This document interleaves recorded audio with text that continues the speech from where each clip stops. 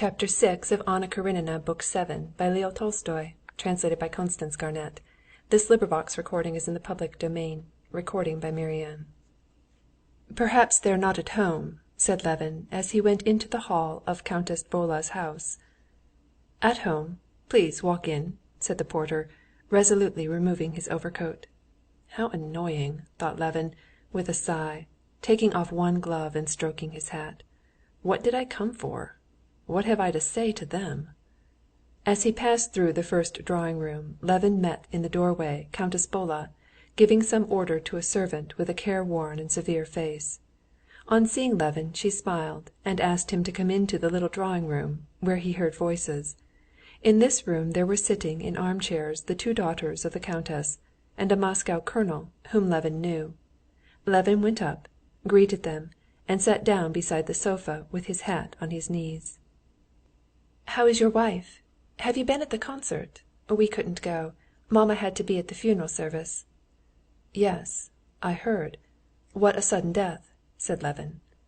The countess came in, sat down on the sofa, and she too asked for his wife and inquired about the concert.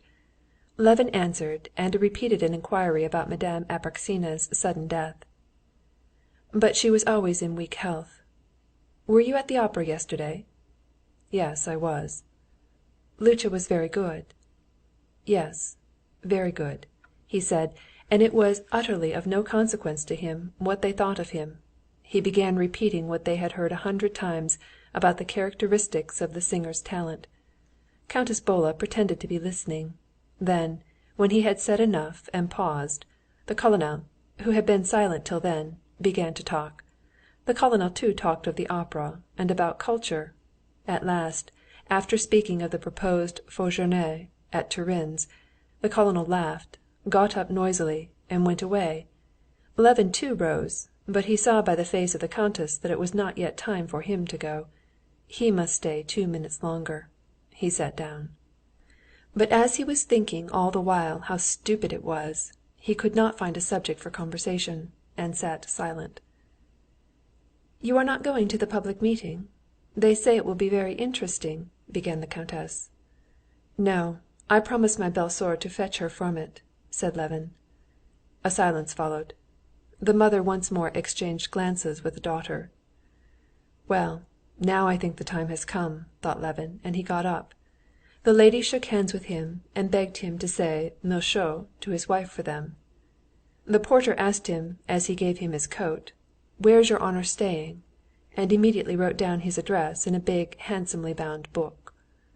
"Of course I don't care, but still I feel ashamed and awfully stupid," thought Levin, consoling himself with the reflection that everyone does it.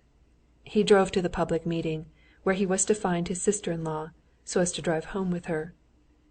At the public meeting of the committee there were a great many people, and almost all the highest society. Levin was in time for the report which, as everyone said, was very interesting.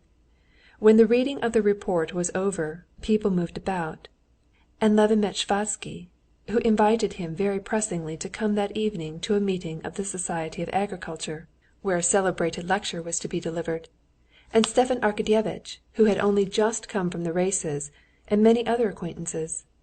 Levin heard and uttered various criticisms on the meeting, on the new fantasia, and on a public trial. But, probably from the mental fatigue he was beginning to feel, he made a blunder of speaking of the trial, and this blunder he recalled several times with vexation. Speaking of the sentence upon a foreigner who had been condemned in Russia, and of how unfair it would be to punish him by exile abroad, Levin repeated what he had heard the day before in conversation from an acquaintance. "I think sending him abroad is much the same as punishing a carp by putting it into the water," said Levin. Then he recollected that this idea, which he had heard from an acquaintance and uttered as his own, came from a fable of Krylov's, and that the acquaintance had picked it up from a newspaper article. After driving home with his sister-in-law, and finding Kitty in good spirits and quite well, Levin drove to the club. End of chapter 6.